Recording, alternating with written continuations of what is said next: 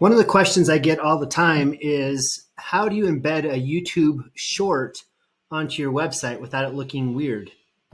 So there's a few things you can do. I'm going to click on this. I'm going to pause. This is my friend Lon. And the general thing you do to embed a YouTube video on a WordPress website is I would copy this URL and then I would go to WordPress. I would go to posts, click add new, and then I would just simply paste it in like this and give it a title.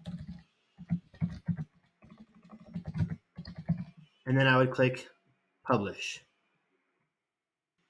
And just like that,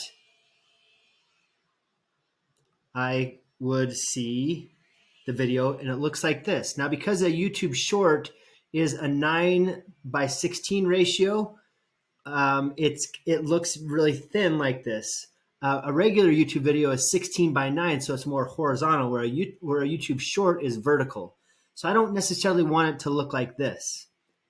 So I'm going to show you the other way. When I'm on the short, I can right click on the short and I can see there's a lot of different options here. I can click copy embed code.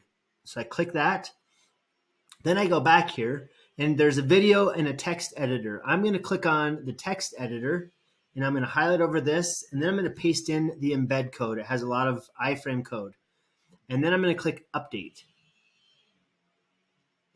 Now, once that's updated, now I'm going to go to the post. And now it's going to look like this. A vertical looks better. I could probably center it or do something else if I wanted to, but this is the best way to embed a YouTube short on your WordPress website. If you have any questions, leave them in the comments below. If this video was helpful, give it a thumbs up and please subscribe.